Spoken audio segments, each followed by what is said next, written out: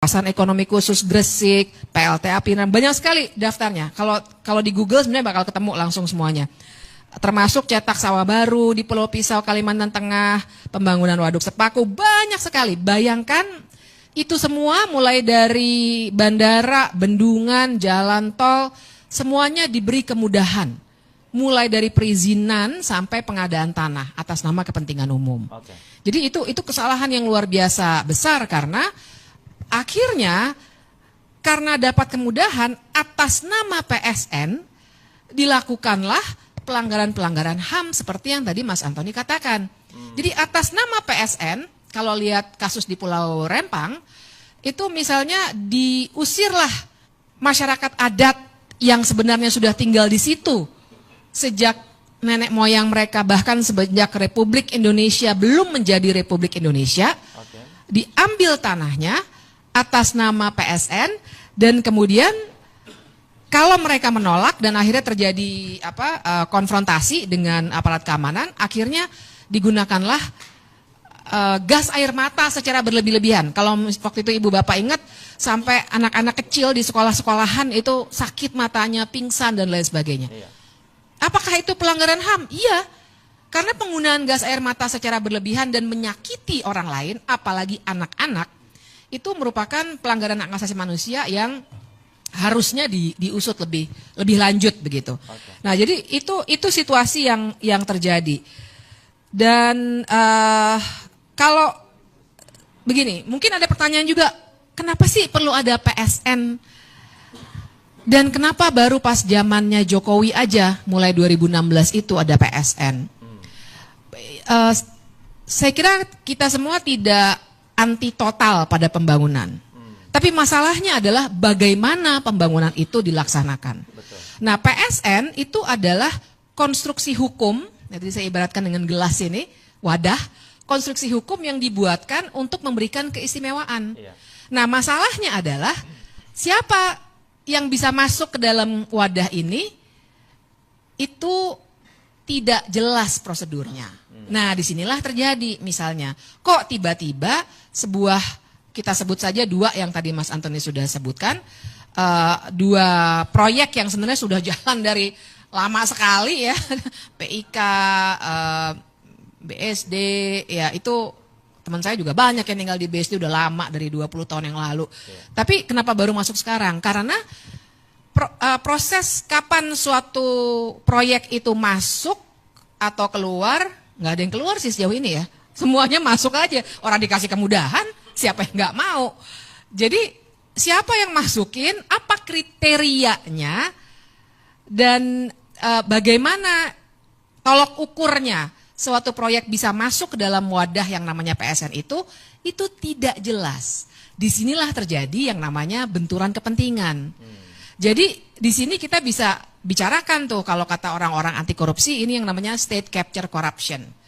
Sering juga kita pakai istilah ada conflict of interest. Okay. Tapi kawasan ekonomi khusus Gresik, PLTA Pinang, banyak sekali daftarnya. Kalau di Google sebenarnya bakal ketemu langsung semuanya. Termasuk cetak sawah baru di Pulau Pisau, Kalimantan Tengah, pembangunan waduk Sepaku, banyak sekali. Bayangkan itu semua mulai dari bandara, bendungan, jalan tol, semuanya diberi kemudahan. Pak punya alat untuk bertindak, ya. Bukan rakyat untuk dikorbankan. Itu yang pertama. Yang kedua, ya, kalau kami suruh jadi sub, ya, persyaratannya apa? Tidak ada persyaratan. Ya, saya udah berapa? Nah, salah satu KTP. KTP adalah privasi, ya. Udah, Bapak. Ya. Bapak, saya pikir yang penting Bapak sekarang ambil dulu, Bapak antri. Ya. Yang penting penjelasan tujuan negara begitu ya Bapak ya. Kita pingin Bapak dapat dengan harga yang baik, semua kita layani, tidak ada kelangkaan, oke? Okay? Oke ya? Saya sekarang lagi masak Pak, saya tinggal demi gas. Iya, kita layani Bapak. Bukan masalah antri gasnya, anak kami lapar, butuh makan, butuh kehidupan Pak. Oke, Bapak ya. Logika berjalan dong Pak. Iya. Ya, halo teman-teman, selamat datang lagi di channel ini. Salam inspirasi, salam NKRI, harga mati. Ya, luar biasa tadi penyampaian dari cuplikan video sebelumnya yang disampaikan oleh Bivitri, tentu dengan berbagai penjelasan dari beliau kita dapat mendengarkan, menerima informasi sekaligus memahami ya bagaimana hal-hal situasi-situasi yang terjadi di negeri ini. Tentu sangat memprihatinkan sekali kepada bangsa ini. Banyak sekali dinamika-dinamika yang harus dihadapi. Ya. Banyak sekali persoalan-persoalan, kegaduhan, ya, masalah-masalah yang terus-menerus terjadi. Saya nggak tahu ini masalah-masalah seperti ini kenapa sih terus-menerus muncul. Nggak bosan apa kita dengar ini? Nggak bosan pemerintah mendengarnya atau apa segala macam ini? Ini yang menjadi sebuah pertanyaan juga bagi saya. Saya sendiri sebagai masyarakat bosan juga kadang-kadang mendengarkan masalah-masalah seperti ini. Masalah yang pernah ada dan terulang lagi. Nah, ini yang menjadi hal yang mesti kita evaluasi sebetulnya gitu ya. Nah, masalah baru-baru ini misalnya kelangkaan LPG 3 kiloan itu ya. Ini ya, kayak mana sih kerja Menteri SDM itu gitu ya. Mengeluarkan kebijakan seperti itu, membuat terasa rakyat, menyengsarakan masyarakat tanpa berpikir kepada rakyat itu dampaknya bagaimana, seperti apa. Misalnya banyaknya tanah-tanah rakyat yang dirampas, ya, bahkan sampai banyak warga yang digusur, rumah dihancurin. Ini macam-macam sekali ya. Belum mafia tambang, mafia tanah, mafia ini. Masa LPG 3 kiloan aja ada mafianya? Ini bobrok banget negara ini gitu ya. Walaupun misalnya ada mafianya di dalam 3 kiloan gas LPG tadi misalnya saja. Ini kan menteri, pemerintahan ini kan punya alat hukum untuk menyelesaikan itu. Jangan libatkan rakyat dong yang jadi sengsara. Gitu ya. Bayangin masyarakat bapak ibu kita ngantri itu berjam-jam. Udah ngantri nggak kebagian pula, kan? Ini yang menjadi problem yang pertama yang harus dievaluasi. Nah, lalu kemudian kalau nggak mampu menjalankan tugas sebagai menteri, jangan memaksakan diri. Mundur itu lebih terhormat daripada nanti di-reshuffle. Itu aja sebetulnya gitu ya. Tapi oke lah, terlepas daripada penyampaian Bu Fitri tadi, saya coba melihat bagaimana penyampaian dari teman-teman kita netizen. Tentu masyarakat Indonesia dalam berpendapat dan menilai terkait video sebelumnya. Nah, coba lihat. Obatnya ini, tangkap Jokowi dan batalkan semua PSN era Jokowi. Ini ya, masalah demikian biadab penguasa 10 tahun yang lalu. Apa nggak merasa salah dan dosa? Ya. Di zaman Pak Harto, PSN ini nggak pernah adakan ini kan nongol di zaman setan yang namanya si Jokowi. Ya bayangin aja di zaman era Jokowi, luar biasa bobroknya gitu ya. Dan kita mengakui itu. Dan ketahuan rezim Jokowi rakus kekuasaan, kedudukan rakus di segala bidang hukum berat kroninya.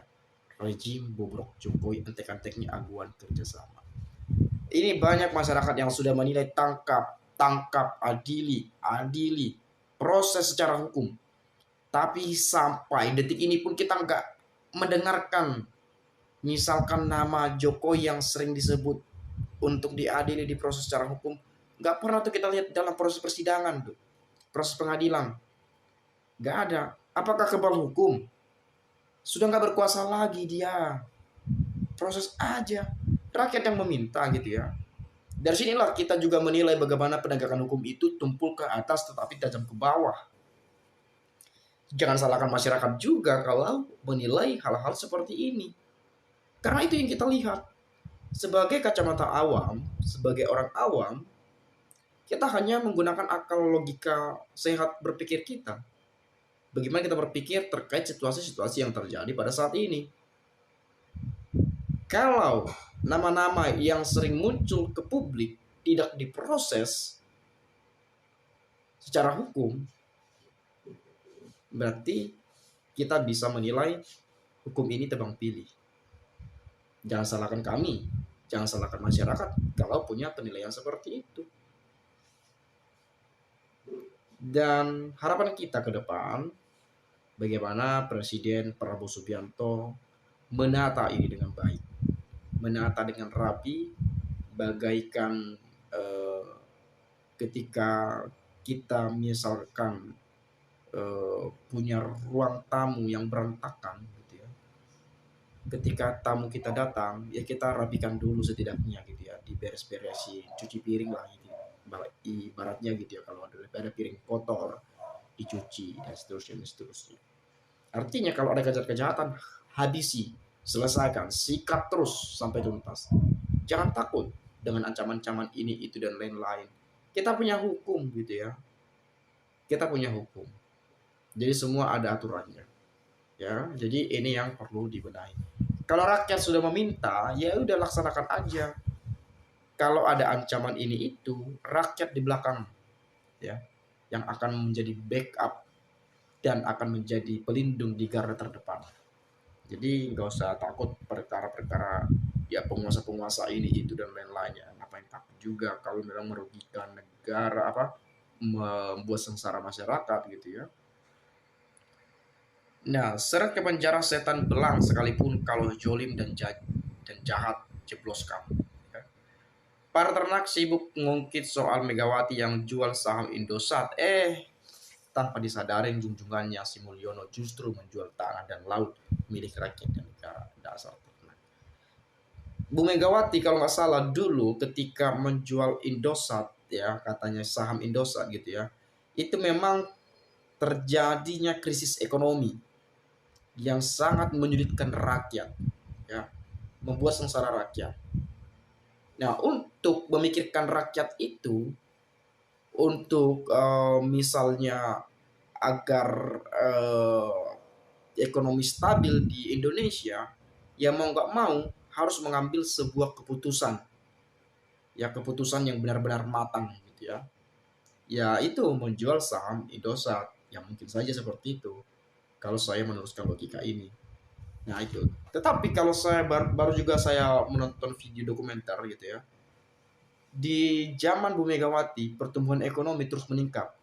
Dari 2001 3% sekian, di 2004 naik 2002 naik lagi, 2003 naik lagi, di 2004 naik lagi sampai 5,3% kalau nggak salah tuh. Di zamannya Megawati. Coba kita bandingkan di era Jokowi misalnya. Adakah perubahan pertumbuhan ekonomi naik? Justru semakin menurun ya dari era SBY sebelumnya. Itu yang kita lihat.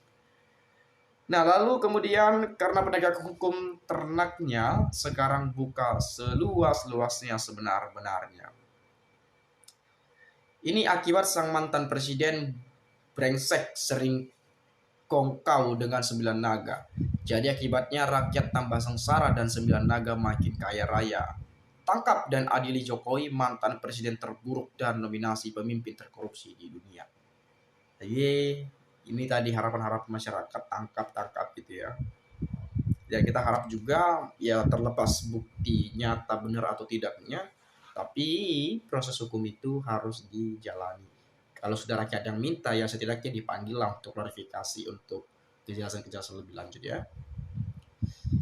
Saya rakyat kecil, negara dipimpin mulai dari Bung Karno dan yang paling berhasil hanya Jokowi, yang merusak bangsa dan negara hanya Pak Prabowo. Sayang rakyat apa tidak adil di Jokowi. Berarti Jokowi ya, merusak bangsa dan negara katanya tadi ya.